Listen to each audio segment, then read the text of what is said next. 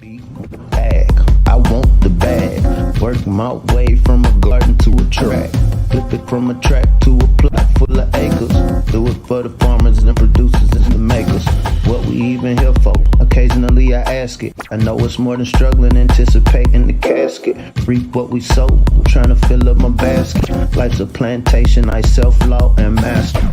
Over the plot I've been granted on this planet. Now it's slanted, cause the chosen been supplanted. But if you overstand it, it was spoken. Fractured, but we ain't broken. Even though some would rather play the role of token, we growing. Black through the essence of a presence. We carry the blood of gods, we carry the mind of peasants. Rich black gardens, future look more like Eden. Multiply seeds like the seed banks in Sweden. Rep my planners on plan according to season. B1 code, switching it up is treason. Black power, family what we eat. Either we get fed or we feed. B1AG. What's growing on? What's growing on? What is growing on? I'm John Henry Harris. We are former Brown the MC, and this is B1AG Daily Bread Podcast. Welcome Black to the Garden. Here at B1AG, we focus on Black agriculture as it pertains to agriculture production, education, marketing, health, food, and nutrition, and economics, all for the Black family. Today, we're going to talk about fertilizer. Doesn't really sound like an interesting topic, fertilizer. But there is a global shortage.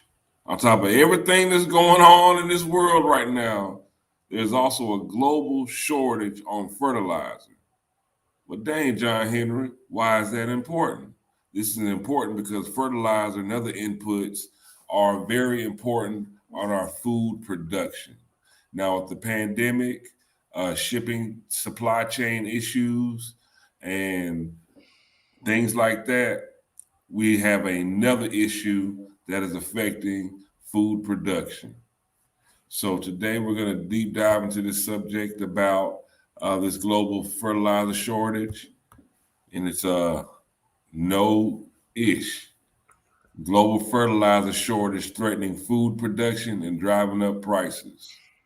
Because at the end of the day, if there's less fertilizer, that's less yield of agricultural products.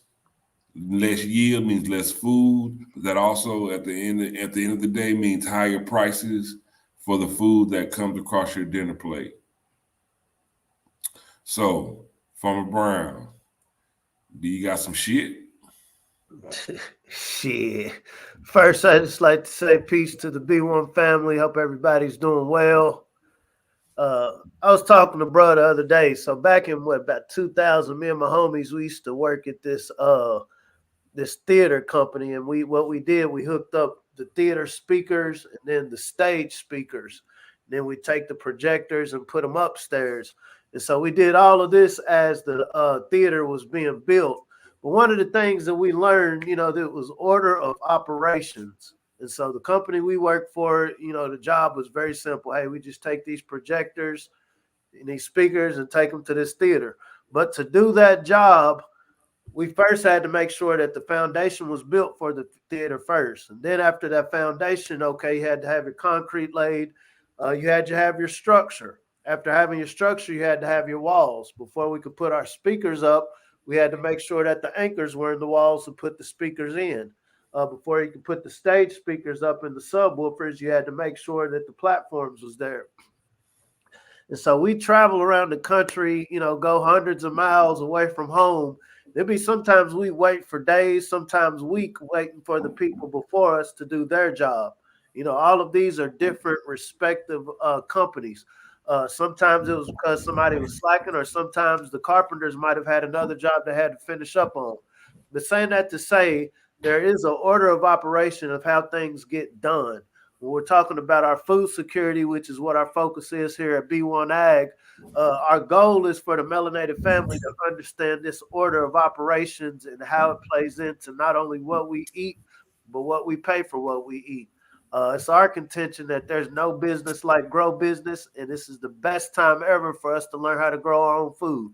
And so I look forward to deep diving into this discussion with this shit, or lack thereof.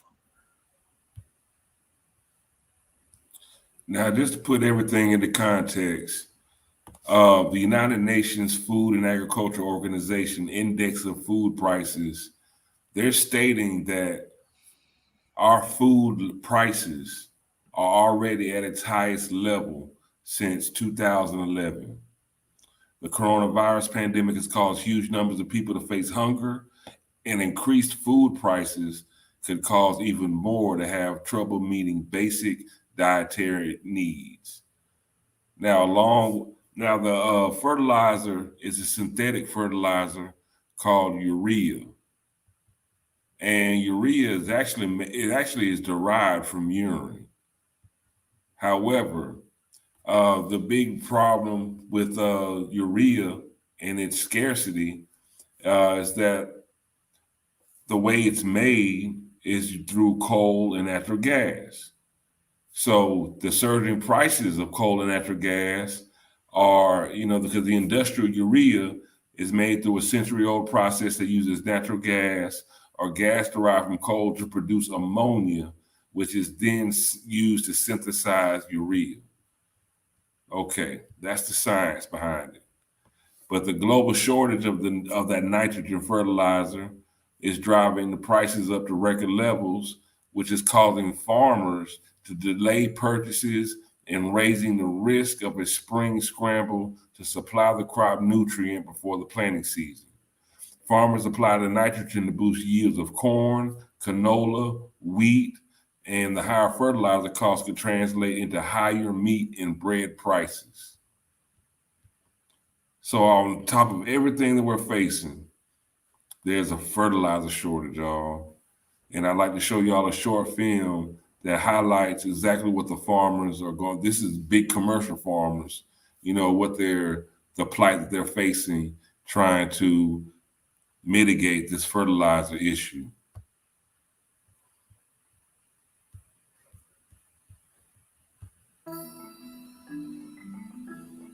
Farmers in the United States are watching closely as fertilizer prices skyrocket. Prices of some regularly used products have more than doubled and in some cases tripled versus last year. Corn and soybean growers in the Midwest are in the process of deciding their rotations for the 2022 growing season. Many traders and analysts believe that acreage of corn will be lost as it requires a great deal more fertilizer than competing crops like soybeans. Not only are the fertilizer prices high, product is simply not available in all areas of the country. The record high prices and shortages are a result of many factors, including Chinese export restrictions, logistics issues, and high natural gas prices. Corn prices for fall 2022 delivery hit contract highs this week. Many believe that corn will need to buy acres from other crops next year via high prices as a result of these fertilizer issues.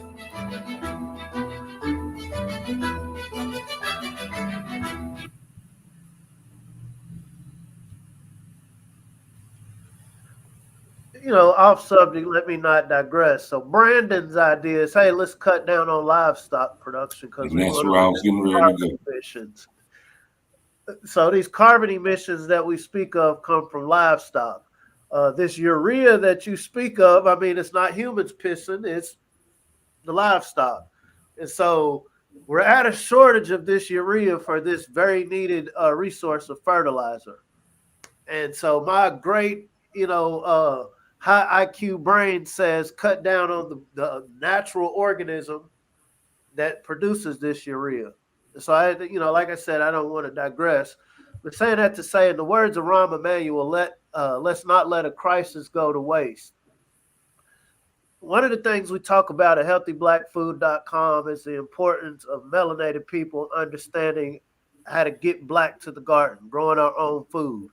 Are we saying that you can go out and grow acres full of wheat and corn, grains in your backyard? That's not what we're saying. But understanding these processes, understanding all of these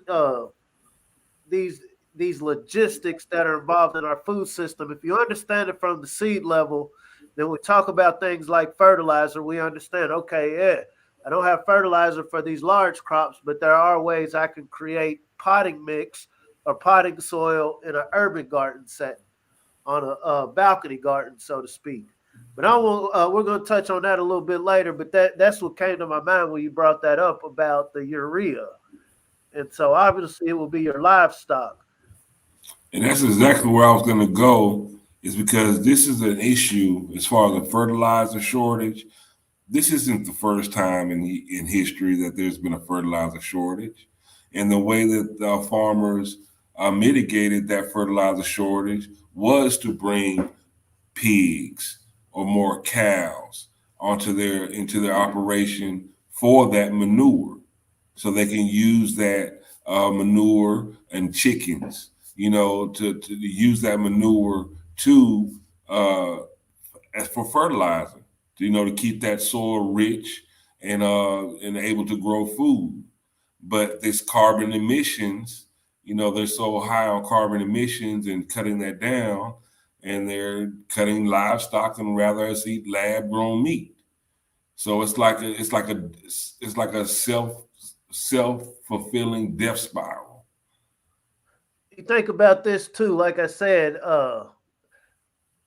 throwing no shade. I wouldn't want to be a farmer who is dependent upon this fertilizer and these different processes when we talk about order of operations, because this will hit your pockets hard as a producer. But there's a shortage of chemicals. Here at B1AG, we talk about this concept of organic versus non-organic. Organic means it doesn't have chemical inputs or minimal chemical inputs. Once again, when we talk about, we have all the canary in the cave has come out and said, hey, y'all, if you're serious about your food security, you might want to learn how to grow your food. So because of these chemicals, and it isn't just the fertilizers, other chemicals involved in the large-scale commercial ag operations. And this is maybe a rhetorical question. Family, should we be upset that the chemicals aren't available when we're talking about organic, when we're talking about wanting to get back to nature? We know fish, fish. We know chicken manure, like you said, sheep, pigs, cows. There's different manure that comes from animals that are around. There's actually some producers, depending on where you live, like this is something that they sell. They might be raising chickens and they have excess chicken manure. This is actually great for fertilizer in the case that you're not able to go to the store. It is the chemical-based ones. So when I'm saying fertilizer, I'm talking about what happened, what was there before we had a store that you could go to get a fertilizer that was treated and all of these different processes. Compost. Once again, here at B1AG, what are the things we can work on now in January? This is a great time to start getting your organic matter, your leaves, whatever organic matter, vegetation, put it in a compost bin. Get it ready for the spring, because we see we're not going to have the luxury of just going to a store, getting the nitrogen or getting the fertilizer that many people have been used to.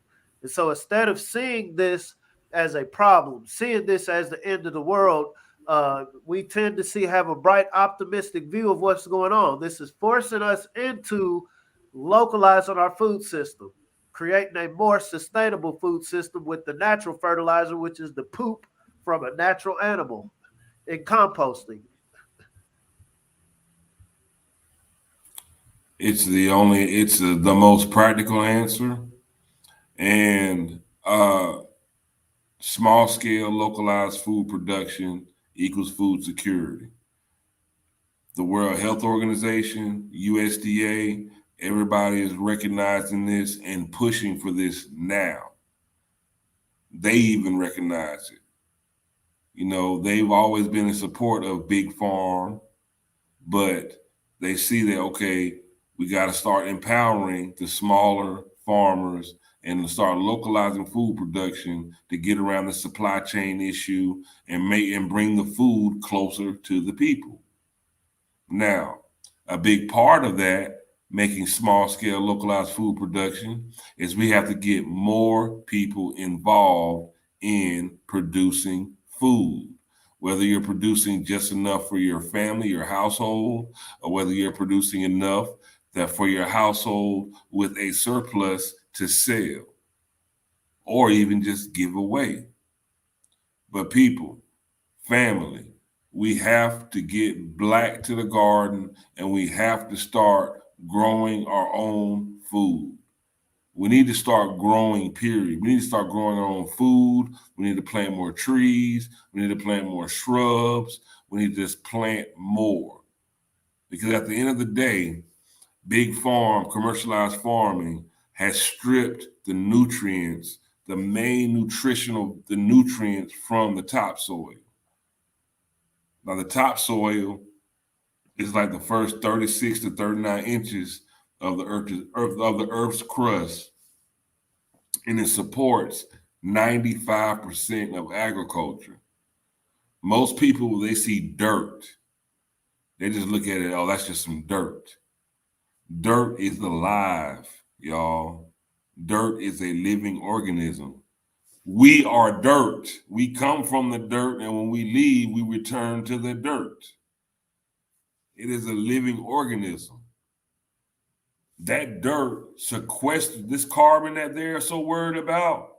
That dirt traps carbon. It sequesters carbon.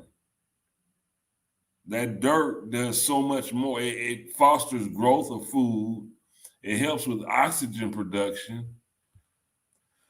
I mean, it regulates, it absorbs, filters, and regulates flows of freshwater bodies. It plays a vital role in climate change mitigation and, again, carbon sequestration by decreasing the greenhouse emissions into the atmosphere. But this healthy soil is disappearing. Picture Man 63 said it best. Food wars are here. I used to watch G.I. Joe. What they say? Knowing is half the battle. G.I. Joe. G.I. grow. B1 grow. And so here at B1AG, our concept is, what are some of these basic concepts? You know, we don't have time to go get degrees in ag. It will be great. These are great areas to push our youth into. But as conscientious individuals wanting to make sure that we're a thriving group, this is the time to start applying some of the ancient knowledge of, once again, compost. If you can, pull up the slide. So when we think about urban agriculture, some of the soil amendments. And so we have people investing in the metaverse, the stock market. You know, I'm not against that. But some of the things we can be invested in, keeping the mindset of an ant, of staying ready so we don't have to get ready. Some of the things to start investing in is potting mix. There are amendments to where, okay, maybe I don't have good soil, or maybe I don't have soil at all. There are ways you can actually create potting soil. And so to kind of get an idea of what soil consists of. And so perfect soil is classified as loam. And this is a perfect balance between sand, silt, and clay. That's optimal if you're talking about a natural environment. The sand, this is going to help your water trickle down, good drainage. Your clay is going to give your soil structure, because you don't want to just put your plants in soil and then the sand and it goes straight down. And so loam is a perfect mixture. Your silt, this is where your organic matter is going to come from. And so what you want ideally in soil is a perfect mixture of these elements, and that's called loam. So if you can go to the next slide. And so some of the things that are naturally occurring when we think about investing, vermiculite, for example, this is something that you could get at a hardware store. The same way you could go get potting mix or anything else, get vermiculite, bags of vermiculite, green sand, peat moss. When we talk about manure, so manure, peat moss, and vermiculite and green sand, it absorbs and retains moisture. If you go, if you kind of visualize a sponge, and so you're making a sponge. We think about gypsum, sand, and perlite, and so this improves soil drainage. So once again, you don't want to grow your seeds in rocks. You want good soil that's porous to where the water can trickle slowly and water your roots. And so gypsum, sand, and perlite, these are things that you can buy at a hardware store. And these are naturally occurring elements. If you can go to the next one, minerals. So if you're wanting to loosen heavy soil, so say you have a lot of clay where you're at. And so peat moss, gypsum, vermiculite, perlite, and green sand. So this loosens your soil. So once again, these are things that you can invest in. And obviously, like the sister said, compost and manure. It enriches poor soil. Notice we weren't talking about chemicals. All of these are naturally occurring minerals. And so once again, you can actually buy these at hardware stores. This is what we talk about cooperative economics. Do we have people going in on groups to buy these resources that will be valuable? We talk about NFTs, but I think having different things to go into producing are equally valuable. Since we see on a large scale that the fertilizer that the large scale producers aren't going to have is going to be available, we're trying to be ag leads. We're trying to play this game. I'm not going to say trying to. We're playing this game. And we understand knowledge is power. And so it's understanding what it is we're working with. We want to create a perfect matrix, no Neo. We want to create a bed for whatever it is we're planting. This fertilizer, ideally, dealing with the usual suspects, is laden with chemicals. We know these chemicals, they add to the pre-existing conditions. I noticed with the USDA, so they're no longer going to say GMO, they're going to say bioengineered. If you want to speak on that a little bit. The world is changing. Well, the main thing is, I know from the soil aspect, these herbicides, pesticides, over farming the land with big commercial farming, is depleting the soil of the great organic matter that allows agriculture to flourish. So what that in turn does is it turns it into dirt, like sand. If you go back into history, we had the big Dust Bowl, which caused the first, the Great Depression. It was because the topsoil, had become so depleted of its nutritional value and just moisture that the wind literally lifted it up and would just take it away. And we're in a threat of a desertification of the planet. If you look at that world map behind Farmer Brown MC's head, hold on, let me take this away. If you look back at the map behind Farmer Brown MC's head, right, all that yellow is sand. It's where these are, sandy dirt areas. They are encroaching on the green areas. Look at the west coast of the United States. All the fires, the water shortages, the lakes drying up. It turns the land into sand. There are ways to mitigate and to slow this process. This used to be an ocean. Just to put it in perspective, the world changes. The climate has always changed. This used to be an ocean. The Grand Canyon used to be underwater at a time, whether we're talking about Pangea or what. So say that to say we're in a transitional moment. Don't let anybody scare you into thinking the world's coming to an end. We're on a living organism that changes. I'm not the same person I was when I was 20, not the same person I was when I was 30. What do they say? Mother Earth, Pangea, or Tiamat, whatever. It changes. And so as a melanated family, are we changing with it? We understand the modern way that people have been producing food. When I say modern, I'm saying the last 100, 200 years. It is changing. When we're talking about economics, when we're talking about thinking long-term, this thrivalism, are we reasserting ourselves within the food system? We've had the knowledge or the experience of watching what's gone right and what's gone wrong. We know our ancestors built the wealth of this nation through labor. We're not saying that, okay, you can just go out here and start a garden and suddenly the world will be a better place. But is that a start? Is understanding from the seed of how to grow food, is that a start of mitigating some of these changes that are inevitable? We see that there's this big push towards technology. Now, I don't think you have to be a genius to realize, okay, for this technology to work, that means something else from the planet, something natural is going to have to be extracted to build all of these machines, to power all of these machines.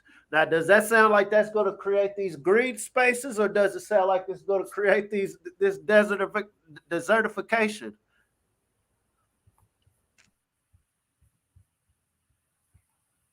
It looks like desertification to me. And this is really an issue, y'all. This is a big problem. This is a global problem. This is a problem that is bigger than the B1 community. But we in our community, there are steps that we can take to make sure that, okay, no matter what they're doing, if they're not going to pay attention to it, we are. And that's by growing. We got to grow harder, become ag leads. We have to, this is a real thing, y'all. We really do need to become ag leads and put our doggone shovels in the ground, because if we do not revitalize our soil, they are predicting that in 60 years, they're talking about if we don't revitalize our soil, we have 60 years of harvest left before all the fertile lands turn to desert. 60 years. This planet has been around for thousands and thousands and maybe millions of years. Billions. But they're talking about we don't revitalize our soil. We have 60 years of harvest left. That is a major concern, y'all. This is the genius of the powers that shouldn't be, right? So I sent you an article the other day. They're now these self-driving tractors. We've had our conversation about robots. We see the immigration issues, right? And immigration has every bit to do with American agriculture here in North America. So as we see these dynamics going on, once again, this is the mental math of, if I have these self-driving tractors, it means there's some new form of energy that's going to have to be applied. Is this self-driving tractor going to understand, okay, maybe I don't want to compact this soil right here? In the Bible, it talks about, grow for 7 years, let your land sit for 7 years. There are certain universal principles. It doesn't matter what religion you ascribe to, but there's certain wisdom in, okay, this land is a living resource.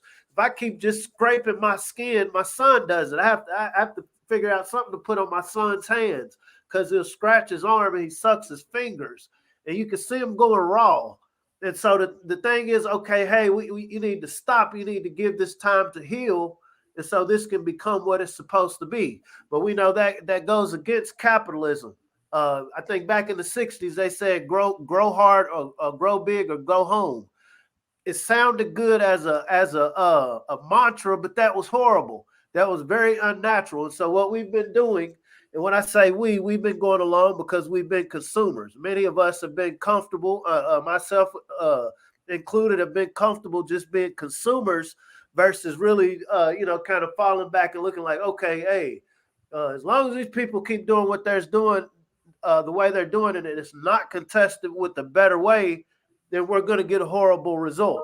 If every answer you have to this food security issue, the climate change issues, the natural resources, is to keep depleting it, simple math says it's going to be depleted. You said 60 years, I say a lot less than that, because you got to factor in all of these things that's being sprayed for efficiency. You got to think about people who've invested in like 240,000 acres to experiment with genetically modified, bioengineered ways of growing food to administer medicine.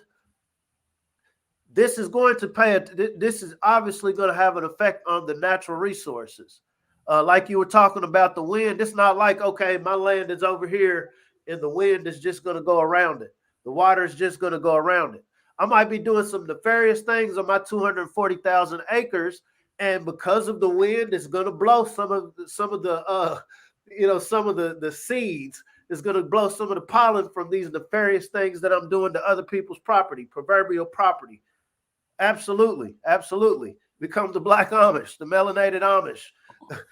The water, it's not like water is going to stop at this property and skip. It's going to flow everywhere where water flows.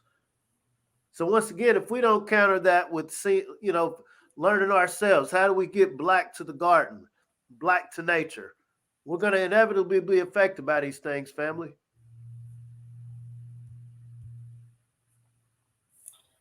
And it all ties together: agriculture, these climate change issues, ecological issues. We have to be more conscientious, more conscious of what we're doing to the planet. We need to take care of it. Just like we have to clean, like when you're a kid, clean your room. We gotta clean our room, and this room being earth. We have to keep our rooms clean, y'all. You know, we have to, just like we have to take care of, you know, cut our yards and rake our yards, and, you know, the things that we do to maintain what we have. We have to do the same thing with the earth. Brother Daxton made a good point. And so every fall, you see your neighbors rake up the leaves, put them in the bags, and send them off. That helps with this concept of fertilizer that we see as being depleted. When we talk about these compost bins, it's not being cheap. It's not being, oh, you're too frugal. Oh, you're tightwad. Like, no, this is natural. This is economically efficient. This is ecologically friendly. This is saving you money. You know, if you're really wanting to grow hard, if you're really wanting to look at, okay, I want the most sustainable, healthy product. This gardening thing, this farming thing getting a hobby. I understand, like, wow, because I've learned how to grow this food, here's a mission. You know, we talk about being disciples. Disciples shine lights.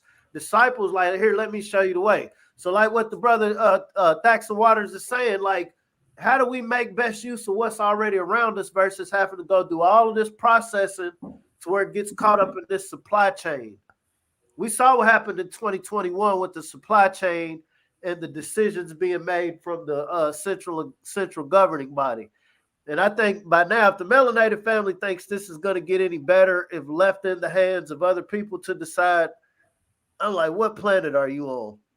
Power only respects power. The power we're talking about right now is the power to grow our own food. When we talk about rebellion, when we talk about righteous anger, when we talk about, you know, what do they say, black power, what is the most powerful thing you can do right now? It is to build real power, not the words, you know, not metaphorically speaking, like literally build power. Power is generated through what you consume. What do us melanated people and all people around the world, but we talk to the B1 family. We have to eat. That energy, that caloric energy is generated through food. And so to the degree that we can understand how to utilize this beautiful garden that our ancestors were endowed with to produce food. And then once we get to the food, then we start understanding the science of, okay, I might want to incorporate some technology. Now, how can I use this technology and not strip Mother Earth of all of these natural resources like the other folks have done? How can I get my kid, you know, since I see that these learning models are changing, how do I focus my child's attention on, hey, son, daughter, I want you to figure out how to grow food. Once you learn how to grow food, I want you to think about, now, how can you make this process easier? When we say easier, it doesn't mean, okay, let me destroy everything around me so I can make it easier, but how can I work in concert? How can I do this delicate dance with the nature around me to create a better food system? You can't eat in the metaverse. You can plant, I imagine you can buy some seeds in the metaverse, but what you going to put them in? What are you going to yield from it? The canary is in the cave. The canary got dust all over it. It done came out and talked to us. It said, y'all Negroes better learn how to grow your own food. Now, going back to today's topic about the global fertilizer shortage. Now, this is mainly, especially affecting the big commercial farms. These farms provide the food to the stores where we shop at. This is just another thing that is cutting food production. We already have shipping supply issues as far as getting the food that we do have to the stores. Now we're having issues with the farmers that are cutting food production because of the fertilizer. That equals less food. Those are two minuses that equal less food. Simple math will tell you, hey, all these minuses that are adding up as far as food being available, we need to add some pluses. And the biggest plus that we can add is by growing our own food. It's like It's not a novel idea anymore. It's a necessity.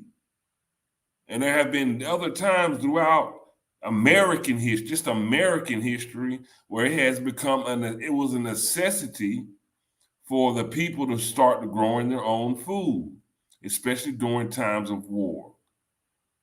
And as brother said earlier, the food wars are here, along with mandates. This is a military-industrial complex, the corporation that we call the U.S. And if there's not some sort of contention around the world, we don't make no money, right? Once again, we're here talking about counter war. When we talk about this food war, and this is just to, kind of dovetail on what you're talking about. We can counter this. This is not a war fought with machine guns, even biological warfare, and, the nefarious things we can think about. This war is literally fought, in my modest opinion, with intent. The intent to feed, not the intent to destroy, not the intent to go burn something down, not the intent to tear anything down, but outpowering the powers that shouldn't be. Because I understand that my kids, my family, my community has to eat, I'm going to care more about them eating than you care more about profiting off of how they eat. And that is a personal decision.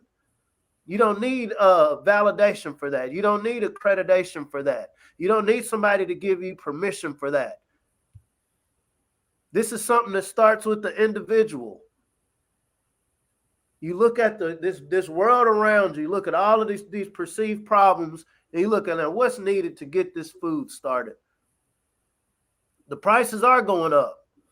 I'm trying to be as politically correct as possible. Like, this is a horrible situation, family. If we don't, and I hate to be reactive, but if we don't take initiative, this is going to get worse. And we know that when it comes to wealth, our community is pretty much affected worse. But the wealth we do have is epigenetics, we still have the genetic predisposition to understand how to make more with less. And so, if a critical mass of us, not everybody, but a critical mass of us can understand this now, not only apply for ourselves, but pass this game down to these young people. We don't want these youth who've already been socially distanced, all of the mental issues that the lockdowns and the pandemic, Freudian slip, has brought. We don't want them to get 10 years down the road and never have gotten this information, never have gotten the information on how to produce food. I was watching 1984 yesterday, George Orwell's 1984. And they had been in conflict so long, the star's name was Winston, that they forgot what a real tree looked like. They were eating these little cubes. It makes me think of Soylent Green. They were eating these little cubes. It tastes like meat. I don't think it's meat, but it sure tastes good. You don't want to get to a dystopian place where people have forgotten what it means to be normal, what it means to just be an organic living being. These are conversations we have yesterday to fight this war for the next decade, 2 decades, for the next century. We can't let another generation slip and not be in black kindergarten. Let's get back to the garden, y'all. Let's all become the best athletes that we can become. The power is in our hands, and many hands make light work. Let's grow our own food. We have some great things in plan for this year, because our intent is not to just talk. It's about that action, boss. We're about that action. Action is when you see change, not just through talk. That's just the catalyst. After you talk, you got to go into action. So we are on a mission to make sure that our people put this agriculture into action. We're going to put this agriculture into action. And we want as many people on board as possible. This isn't like Noah's Ark. where it's restricted or restricted access. This is an all access pass to self-sufficiency, to empowerment. It's simply by growing your own food. And this is what we're going to keep pushing.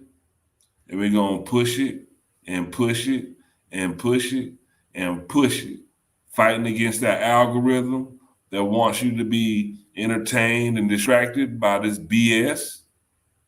And we're going to keep pushing this B1 algorithm until we're all LeBron James level athletes, Kobe Bryant athletes. Gonna be Hall of Fame growers. Power's in our hands. Pushing the black algorithm. Ancestors, they mastered the systems. We raising your bosses, no victims. Planting that knowledge curriculum. Blessing the roots with the nutrients. The darker the berry, like Nubian. Dropping receipts like I'm Julian. The streets with that food like Peruvian. Trapping the merch and the fruits and the veggies. CSA boxes, my package is heavy. Ship across town in the bed of my Chevy. Printing them up, growing hard for that baby. If you stay ready, you ain't gotta scramble. Bet on black farmers and growers, no gamble. Reclaiming our bankers, the gamers in shambles. Blessed with that melanin, carry the miracle. Mothers and fathers of civilization. Black to the garden with food cultivation. Building back better through black innovation. B1 community growing the nation. Genetically designed to be the dopest. Open that growth mindset. Codified, now we focus. Farming on back on track. Feed the fam, break bread with them. Pushing that B1 algorithm. Now watch me get them, watch me get them. Pushing that B1 algorithm. Feed the fam, break bread with them. Pushing that B1 algorithm. Watch me get them, watch me get them. Pushing that B1 algorithm. So B1 Beauty Supply, speaking with the sister Felicia C. You don't need a house to have a garden, like B1 Beauty Supply said. So growing in pots, growing in containers. Maybe we kind of danced around the topic today, but one of the main things we want the family to take away is this is now time to innovate ways to grow food. From my perspective, look at everything like a square foot. Look at everything like a square foot of space, almost like Legos or Tetris.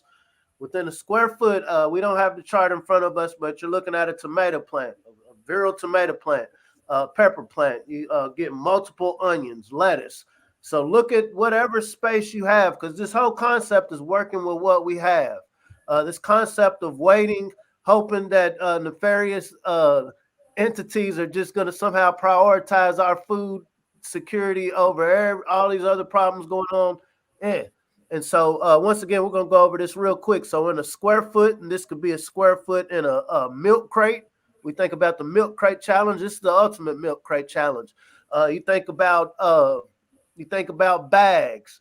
You think about your pots. You think about you can actually create structures. Your box gardens, your raised beds, but you can get in a square foot a good tomato plant, 1 pepper, 9 onions, 4 heads of lettuce, 6 carrots within a square foot, 14 leafy lettuce, and this is good for your salads. 2 cucumber plants, 1 hot pepper, 1 squash. 2 potatoes within a square foot, 1 pumpkin, 2 corn, 9 beets, eggplant. You get 9 spinach plants, 4 garlic, 16 radish. And I'm not going to go through all of these. We encourage the family to, rewind, look back over this. But saying that to say, when Sister Felicia C, when you see a square foot, my grandfather used to tell us, keep it simple, stupid. Now I want to fill this square foot with something that is edible. To have something edible, whatever I'm going to plant here needs a matrix. It needs something that can hold whatever the matrix is. Theoretically, in nature, it will be soil. But if you're indoors, if you're growing in your condo, if you're growing in your apartment, in your balcony, you can actually grow within a room. You don't even have to be outside. You will have to have light. You'll need about 13 hours of unnatural light.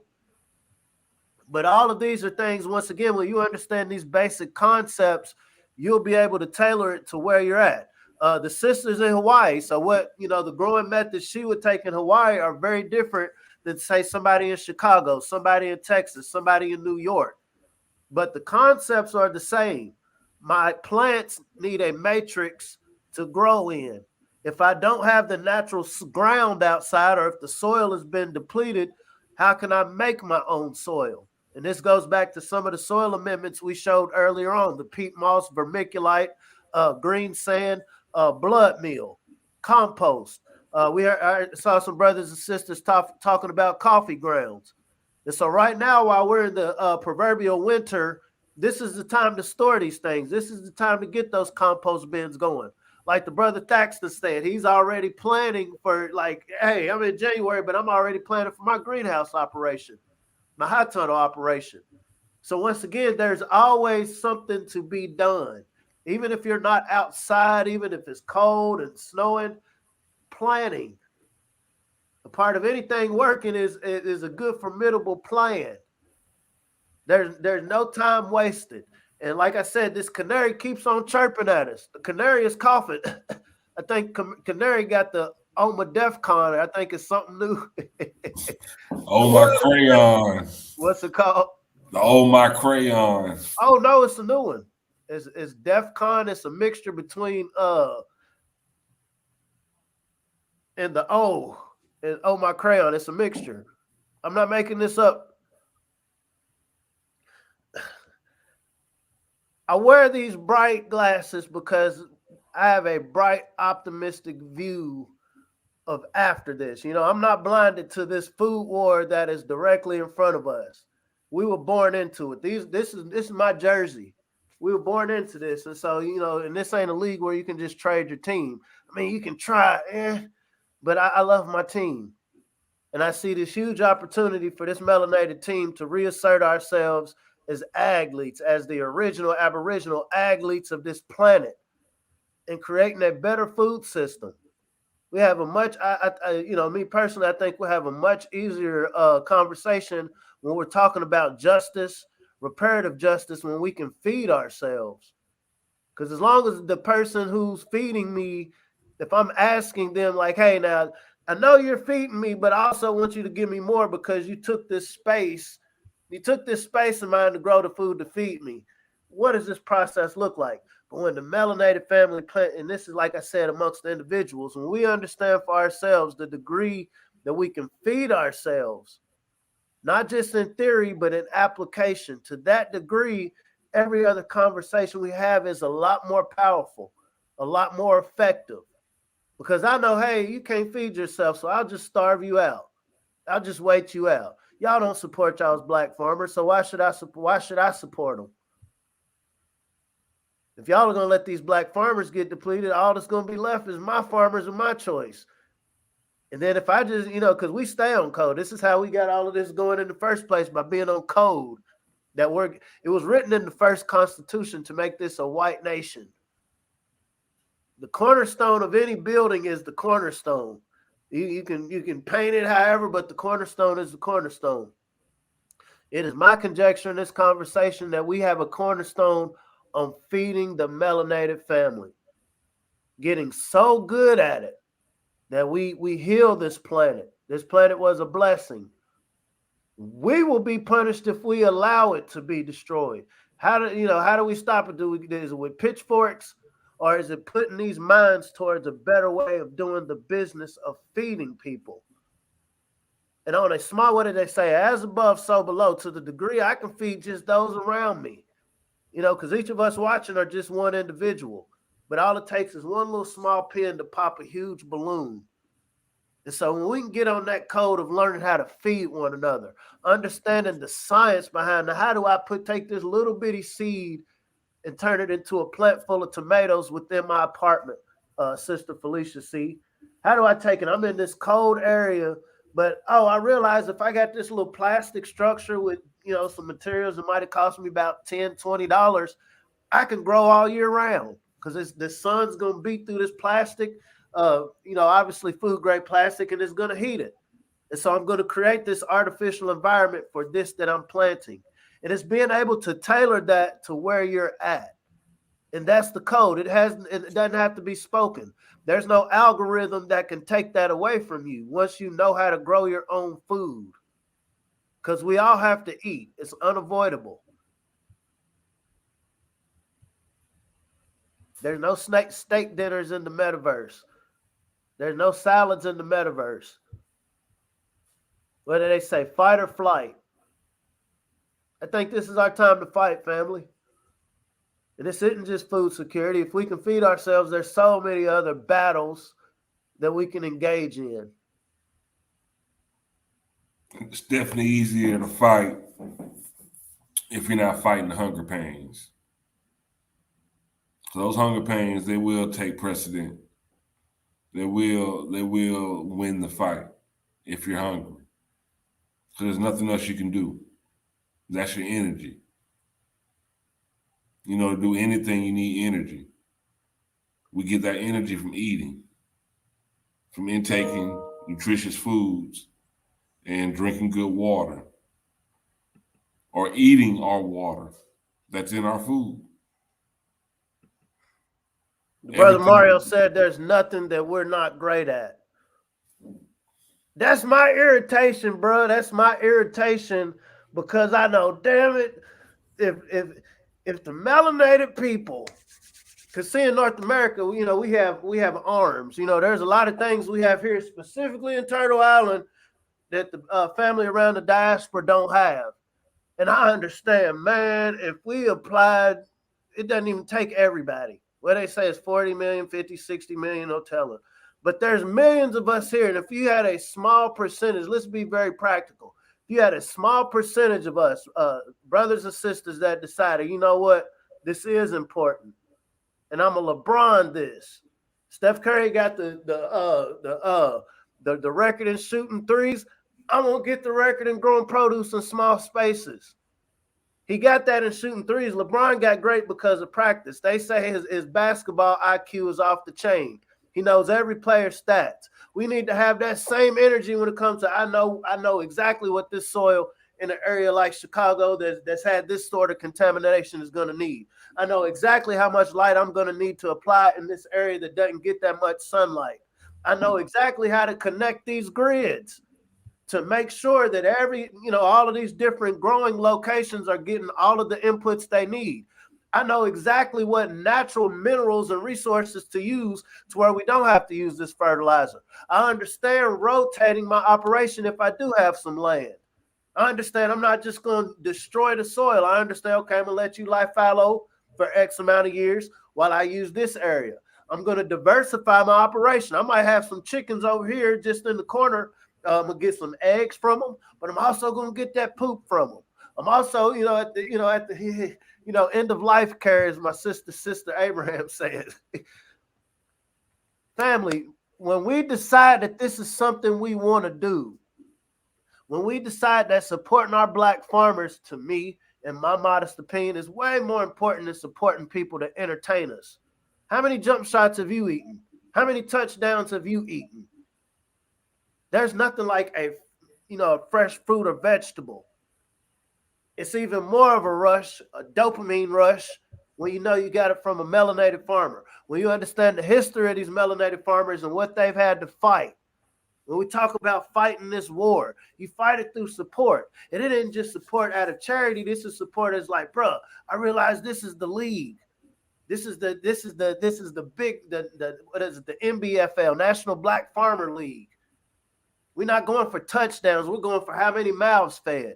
We know it's 16 million food insecure individuals in North America that are melanated. 16 million. We can address that with the resources we actually have. Like the brother Mario said, when we decide that this is what we want to get great at, it's not going to take everybody. There will be a critical mass of us to decide, you know what, I'm going to get good and learn how to grow food. And then I'm going to holler at my peoples that understand the NFTs and crypto and figure out how to merge these things together. Then I'm going to talk to my people that understand real estate and all of these things on how to get more and expand. I'm going to talk to my financial people that understand, okay, now how do we flip this? How do we generate passive revenue from these operations? But it's to the degree that we understand, like, you know what, this is important. everybody does have to eat. There's not a human walking this planet that doesn't eat. We can fast. There's different diets, but you're going to have to eat something at some point that has to be produced. Mother Earth produces everything, and the degree that you can localize it. I don't like what these stores have to sell, and we're coming to a time where these stores don't even have as much as they used to. A soldier can't fight on an empty stomach. Napoleon Bonaparte, according to the European history, was one of the greatest war generals in the world, and it was because he learned how to expand the art, not the art. He learned the science of food storage and refrigeration. This is what made his army stronger when they realized, oh, we can outfight these people because we can store our food longer. It wasn't them weapons or muskets. It was because, hey, we know how to keep our soldiers fed. We're going to come fight you in the winter when you don't have food. We got this, family. The power is in our hands. The power is in our hands. This is not pie in the sky. This isn't just metaphysical jargon. This is very practical. If the computer grids and everything goes down today, if you understand on an intrinsic level how to grow food, you still fight this war. While the information is available, we promote healthyblackfood.com. It's a great class to just understand the basics of starting a seed. What are all of the necessary processes in getting your food going? That's one start. There's a lot of good content creators on the internet right now that have different operations. Dedicate 10 minutes out of a day just to check some, just Google black growers. Go on YouTube, black homesteaders, Lead Farmer, Corey Goo What It Do, Ron Finley, Will Allen. Google some of these people and just watch what they have going on and see how you can apply that to where you're at. The power is in our hands, and it starts with that seed of intent. I want to, therefore I will. What does it say? I am that I am. I am a grower. I am an ag lead.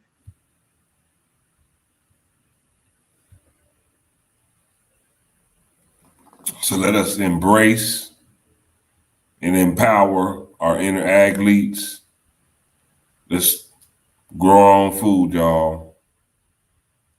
That's a great form of self-love. It's just providing food for yourself and your family, your loved ones, your community. That's a great act of love. And love will take you a long way. We'd like to thank everybody for tuning in today. This was a great show. Global fertilizer shortage threatening food production and driving up prices. How can we fight against that? Grow our own food. Growing our own food, it solves a lot of economic problems, social problems, mental health problems, these pre-existing conditions that we suffer from so highly in our community. We can eliminate those just by growing our own food, make sure that we're eating healthier. It's like everything, almost every problem that we have in our communities can all be solved through agriculture. It's a powerful thing. Just through the power of food and humanity. So, Brother Mario's on one, agri-sports. Seriously, I think about the Negro leagues, right? Think about it. Okay, yeah, y'all got good at throwing this ball through a hoop. What is it, 50, 60 years later, you have your Wilt Chamberlains, your Michael Jordans, more. We dominated.